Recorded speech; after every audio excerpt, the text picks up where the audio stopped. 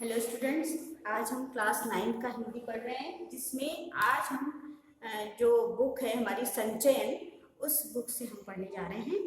और उस बुक का जो पहला लेसन है, जो पहला पाठ है, वो है गिल्लू, है ना। और इस गिल्लू की लेखिका जो है वो है महादेवी वर्मा। तो महादेवी वर्मा एक ऐसी लेखिका थी जो सारे पशुओं को वे बहुत अधिक प्यार करती थी। मतलब बहुत ज़्यादा दया करुणा भाव वाली जो ये लेखिका थी। और इन्हें पशु पक्षियों के प्रति इतना लगाव था कि इन्होंने हर पशु पक्षी को अपने घर में पाल रखा था। मतलब जो जो इनके हाथ में आते गए हैं, वो सारे पशु पक्षी इन्होंने अपने घर में एक जू बना के रखा था, ये सोच लीजिए। और महादेवी वर्मा ये जो बहुत अच्छी लेखिका होने के साथ साथ ये अपने जो करुणा भाव है, वो करुणा भाव को यहाँ पशु पक्षियों के संरक्षण करने में वो अपना यहाँ पे बता रही है ना। तो आज हम जो पार्ट देखने जा रहे हैं, उनके बारे में मैं और भी आगे आपको बताती जाऊंगी नेक्स्ट पीरियड में। महादेवी वर्मा एक बहुत अच्छी लेखिका होने के साथ साथ में एक करुणा भाव वाली लेखिका थी, जिसके मन में जो दया करुणा रहती है। और वो ऐसे पशु पक्षियों को उन्होंने अपने घर में संग्रह करके रखा था और उन्हें पाला पोसा था, है ना। तो उसी में से एक आज हम जो पाठ पढ़ने जा रहे हैं वो है गिल्लू, है ना। तो गिल्लू के लिए आज हम पढ़ने जा रहे हैं। आप संचयन आपकी जो बुक है, उस बुक में से सभी लोग अपनी बुक निकाल कर देखेंगे और यहाँ मैं पढ़ते जाऊंगी पाठ को और उसे आपको समझाते जाऊंगी, है ना। तो ये जो लेक्चर है आपको सुनना ही होगा, क्योंकि ध्यान देकर यदि हम इस कहानी को, इस पाठ को ध्यान से सुनेंगे तो आपको ऑटोमेटिक समझ में आ जाएगा, है ना। तो यहाँ पर हम पढ़ने जा रहे हैं गिल्लू, जो महादेवी वर्मा रचित द्वारा है। तो पाठ शुरू कर रहे हैं। सोनजूही में आज एक पीली कली लगी है। इसे देखकर अनायास ही उस छोटे जीव का स्मरण हो आया जो इस लता की सघन हरितिमा में छिपकर बैठा था। सोनजूही यानी कौन सा पेड़? जो जासवन का, जिसे हम गुड़हल का भी कहते हैं, और जासवन का पेड़, यहाँ पे हम उसे जासवन का पेड़ भी कहते हैं। तो उस कौन सा जासवन था? पीला, जो लाल भी होता है। हम जनरली हम देखते हैं देवी को जो चढ़ाते हैं, जो गणेश जी को चढ़ता है, वो लाल गुड़हल का फूल होता है ना। तो उसमें से ही ये पीले कलर का था, जिसे हम सोनजूही, यहाँ पे लेखिका ने उसे सोनजूही कहा है ना। तो उसके अपने अपने नाम है। सोनजूही, इसे हेम पुष्प भी कहते हैं, इसे सोनजूही भी कहते हैं, इसे गुड़हल भी कहते हैं, और इसे हम यहाँ पे जासवन भी कहते हैं, है ना। तो यहाँ पे जो हम ये देख रहे हैं कि लेखिका ये बता रही है कि जो सोनजूही का पेड़ था, उसमें मैं पीली कली देखने के लिए गई थी, है ना। पीली कली लगी है और इसे देखकर अनायास ही उस छोटे जीव का स्मरण हो आया। पीली कली को देखकर मुझे वहां पे छोटे जीव का स्मरण हो आया जो इस लता की सघन हरितिमा में छिपकर बैठा था। तो ये छिपकर बैठा जो छोटा सा जीव था, आज मुझे वो स्मरण हो आया, मुझे याद आने लगी। स्मरण मतलब याद आना, तो वो याद आने लगी और फिर मेरे निकट पहुंचते ही कंधे पर कूदकर मुझे चौंका देता था। वो जो छोटा जीव था, वो अचानक ही वहां उस पेड़ से कूदकर मेरे कंधे पर आ जाता था और मुझे अचानक से चौंका देता था। लेखिका कहती है, तब मुझे कली की खोज रहती थी, और पर आज मुझे उस लघु प्राण की खोज है। उस समय मैं, जिस समय वो छोटा जीव यहाँ पर था, उस समय मैं वो कली की खोज मतलब कली की खोज होती थी, मुझे वो फूलों का खोज होता था। मैं फूलों को देखती थी, कली को देखने आती थी, लेकिन उस समय वो छोटा, आज मुझे क्या स्मरण हो रहा है? वो लघु प्राण मतलब जो छोटा सा जीव जो था, आज मुझे उसकी याद आ रही है। परंतु वह तो अब तक इस सोनजूही की जड़ में मिट्टी होकर मिल गया होगा। वो उस समय की याद कर रही हैं जिस समय वो उन्होंने उस जीव को पाला था और वो जीवित रहा, और उसके बाद वो उसके मरने के उपरांत उस वहाँ पे उस सोनजूही के पेड़ के नीचे ही उसे गाड़ दिया जाता है। तो वो कह रही है, लेखिका कह रही है कि मुझे वो मतलब वो अब जो वो जीव है वो अब मिट्टी में मिल गया होगा। कौन जाने स्वर्णिम कली के बहाने वही मुझे चौंकाने ऊपर आ गया हो, है ना। तो मैं ये सोच रही हूँ, मेरी परिकल्पना ये है कि मैं ये सोच रही हूँ कि कहीं ना जाने वो मुझे, मैं इस खोज में आई हूँ, कली की खोज में आई हूँ, या उसे देखने आई हूँ तो मुझे उसकी याद आ रही है और ना जाने वो कहीं ऊपर से मुझ पर कूद न बैठे, है ना, ऐसा सोच रही है। वो याद कर रही है, उसको याद करते हुए, उस छोटे से जीव को याद करते हुए वे कह रही हैं।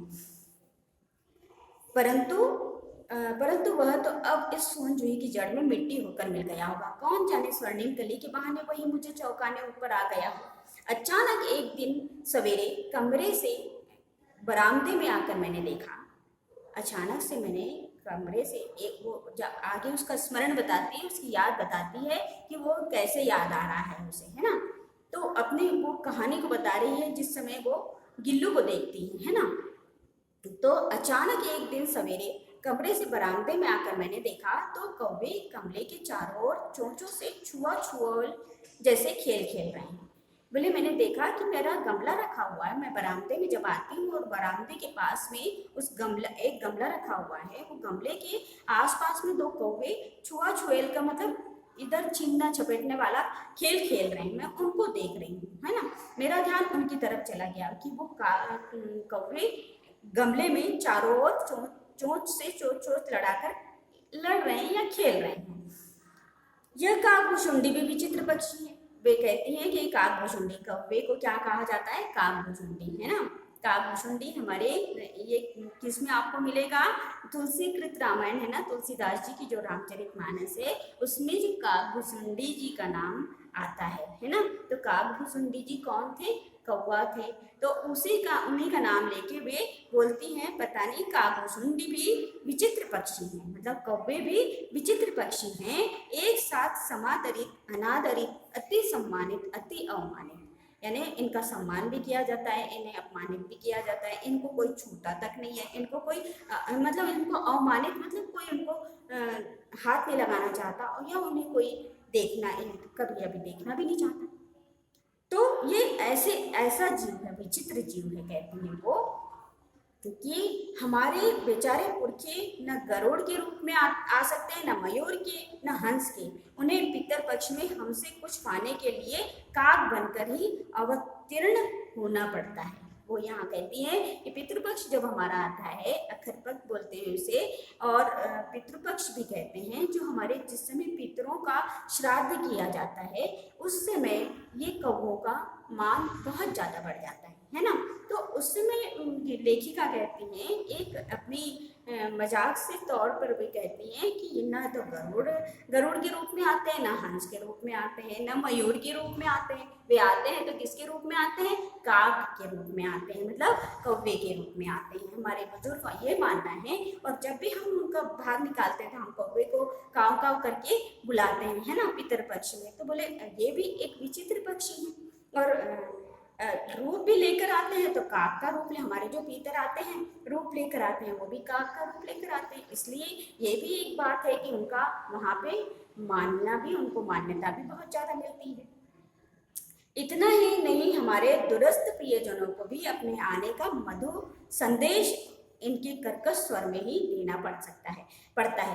कहने का तात्पर्य ये है कि इन जब बोलते हैं ना, हमारे बड़े बोलते हैं कि घर के ऊपर जब छत के ऊपर जब कौवा चिल्लाता है या डाली के ऊपर कौवा चिल्लाता है घर के सामने, तो ऐसा लगता है, ऐसा बोला जाता है कि कोई मेहमान का हमारे यहाँ आगमन होने वाला है, कोई मेहमान हमारे यहाँ आने वाला है। बोलते हैं ना, कौवे के चिल्लाने से ऐसा लगता है कि कोई मेहमान आज आपके घर आ रहा है ना। तो दूसरी ओर हम कौवा और काव काव करने को अवमानना के अर्थ में भी प्रयुक्त करते हैं, और जबकि उसकी कर्कश आवाज रहती है, कौवे की आवाज कर्कश रहती है, तो ये बोलते हैं ना अवमानना, मतलब कि हम उसे अवॉइड भी करते हैं, क्यों इतना चिल्ला रहा है, पता नहीं क्यों चिल्ला रहा है, क्या है ये सब चीजें अच्छा नहीं लगता है ना, कान को सुनने में। उसकी आवाज बार बार यदि आवाज होती है तो हम बाहर जाकर देखते हैं कि इसकी आवाज क्यों हो रही है, यह हमारे कान को अच्छा नहीं लगता है ना। मेरे काक पुराण के विवेचन में अचानक बाधा आ पड़ी। मैं उन दोनों कौवों को, लेखिका कह रही है, गमले के पास दोनों कौवे जब छुआ छुएल खेल रहे थे तो अचानक उनको दोनों को देखते देखते मेरी नजर एक जगह टिक गई, मेरी दृष्टि एक जगह पड़ गई। कहाँ पर अचानक बाधा आ पड़ी, कहने का तात्पर्य उनका यह है कि मेरी अचानक बाधा आ पड़ी क्योंकि गमले और दीवार की संधि में छिपे एक छोटे से जीव पर मेरी दृष्टि रुक गई। उन्होंने कहा कि दीवार और गमले के बीच में जो एक संधि सेंध सी जो पड़ी थी, मतलब जो छोटी सी जगह थी, उस जगह में वो छोटा सा जीव, उसके ऊपर मेरी नजर रुक गई, मेरी दृष्टि वहीं पर रुक गई। लेखिका कह रही है, निकट जाकर देखा, गिलहरी का एक छोटा सा बच्चा है जो संभवतः घोंसले से गिर पड़ा है और अब कौवे जिसमें सुलभ आहार खोज रहे हैं। है ना, क्या कह रही है वो, कि इसीलिए ये कौवे दोनों लगे हुए हैं कि मुझे मिल जाए, मुझे मिल जाए। वो जीव छोटा सा जो गिलहरी का बच्चा जो नीचे आकर गिरा पड़ा है, उसे वो जीव को मुझे मिल जाए, मुझे मिल जाए, ऐसा कहकर वो दोनों जने दोनों दोनों कौवे वहां पे छुआछुएल खेल रहे हैं, उन्हें लगा खेल रहे हैं, लेकिन वो उस जीव को पाने के लिए, अपना भोजन बनाने के लिए, उस जीव को पाने के लिए वो वहां पर लगे हुए थे। काकतुए की चोंचों के दो घाव उस लघु प्राण के लिए बहुत थे, अतः वह निश्चेष्ट सा गमले से चिपटा पड़ा था। निश्चेष्ट मतलब बेहोश होकर पड़ा हुआ था, और ये दोनों कौवे उसी में लगे हुए थे, और वो गमले के उस नीचे पड़े हुए थे, गमले के पीछे पड़ा हुआ था वो लघु प्राण, मतलब छोटा सा जीव। और उसको देखकर मुझे बहुत मतलब ये लग रहा था कि कहीं ये कौवे उसे मार ना डाले, और यदि मुझे ये लग रहा था यदि ये एक दो चोंच उसे मार भी दिया तो वो तो छोटा सा जीव है। गिलहरी तो वैसे भी छोटी सी रहती है, आपने देखा होगा गिलहरी को, वैसी छोटी रहती है, उसका बच्चा कितना छोटा होगा। तो इतना सा छोटा सा जीव, कहीं उसको एक दो चोंच भी यदि कौवे ने मार दिया तो वो तो वही मर जाएगा। तो उसको हटाते हुए लेखिका, जब लेखिका की नज़र उस गिलहरी के बच्चे पर पड़ती है, तो वो यही सोचती रहती है कि हे भगवान, ये कौवे यहाँ से हटा दे, इनको हटाओ और कब वो जीव को मैं उठा लूँ। सबने कहा कौवे की चोंच का घाव लगने के बाद यह बच नहीं सकता था, इसे ऐसे ही रहने दिया जाए। सब जो उनके इर्द गिर्द जो खड़े थे लेखिका के, वो कहने लगे अब ये बचा नहीं पाएंगे, हम इसको, आप इनको बचा नहीं पाएंगी, आप इनको ऐसे रहने दो, इसको ऐसे पड़े रहने दो, कौवे उसे छोड़ेंगे नहीं। लेकिन लेखिका तो लेखिका थी, वो तो पशु प्रेमी थी, और वो इन सब चीज़ों को देख नहीं सकती थी। करुणा भाव उनमें जाग उठा, वो जो भावना थी उनके साथ की, वो नहीं, वो इतना छोटे से जीव को मार डालेंगे, तो वो वहां से हटी नहीं और उसे किसी तरह से अपने पास लाने की कोशिश कर रही थी। तो परंतु मन नहीं माना, उसे हौले से उठाकर अपने कमरे में ले आई। आखिर मन नहीं माना, बोले मेरा, मैंने क्या किया, उसे धीरे से उठाया, कौवों को भगा दिया पहले, उस जीव को मैंने थोड़ा धीरे से उठाया और अपने कमरे में लेकर आ गई। फिर रुई से रक्त पोंछकर घावों पर पेंसिलिन का मरहम लगाया। उन्होंने कहा कि उनको लेकर आई, वो जो कौवों ने एक तो जो मारे थे घाव जो लग गया था, वो उससे रक्त बह रहा था, खून बह रहा था, उसको उनको मैंने रुई से, कपास से पोंछा, और पोंछ करके उसे वहीं पर जो पेंसिलिन का पहले मरहम आता था, उस मरहम को मैंने वहां पे लगाया, उसको लगाया जहाँ घाव उसे हो चुके थे। रुई की पतली पत्ती दूध से भिगोकर जैसे जैसे उसके नन्हे से मुंह में लगाई, पर मुंह खुल न सका और दूध की बूंदें दोनों ओर ढुलक गई, क्योंकि वो तो निश्चेष्ट था, बेहोश पड़ा हुआ था। बेचारी थी, उसको जैसे तैसे उन्होंने मरहम लगा के रखी, तो उन्होंने सोचा अब इसे कुछ इसके मुंह में डालती हूँ, तो उन्होंने रुई की बत्ती बनाई और दूध में भिगोकर उसके मुंह में डालने लगी। तो जब डालने लगी तो वो तो निश्चित बेहोश था, वो क्या जाने, उसने मुंह ना खोला, उसके मुंह में डाला तो वो दोनों तरफ से उसके दूध बहने लगा। अब वो जो बूंदे थी, दूध की बूंदे, वो ढुलक गई। कई घंटे के उपचार के उपरांत उसके मुंह में एक बूंद पानी टपकाया जा सका।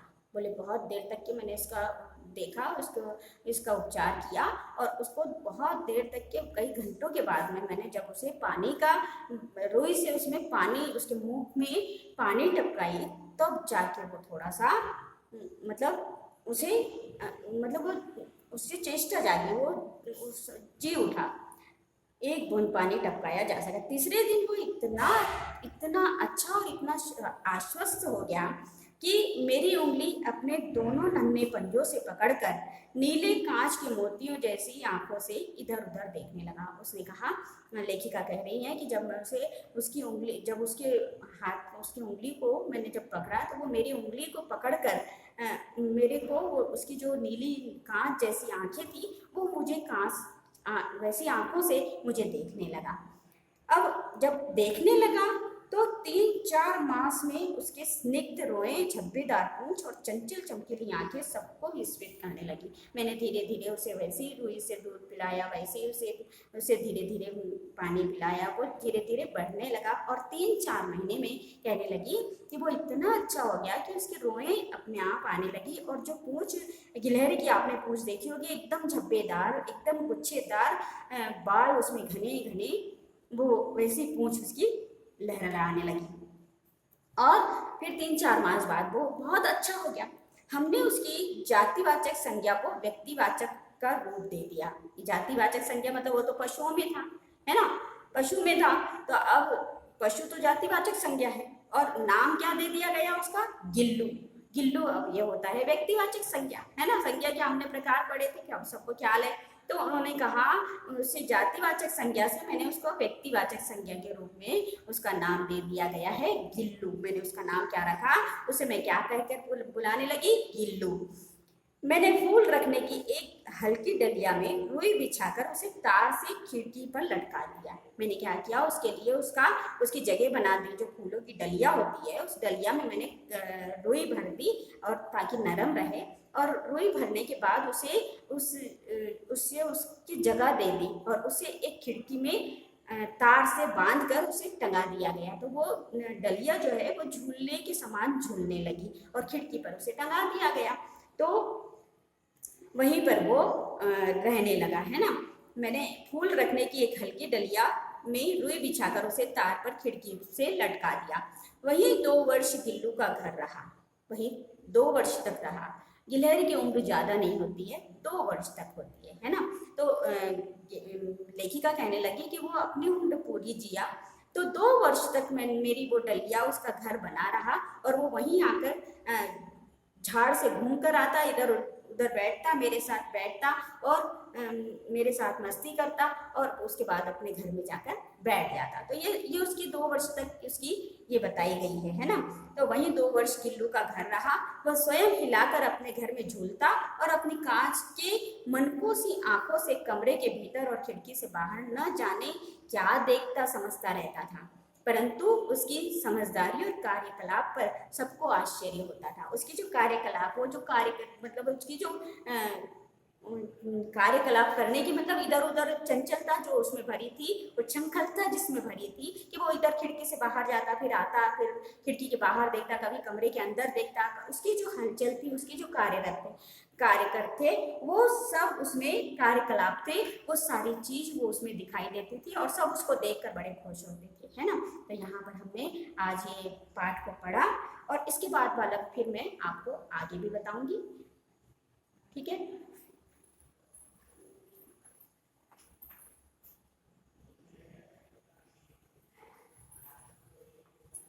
तो यहाँ हमने पेज 2 तक पढ़ा है।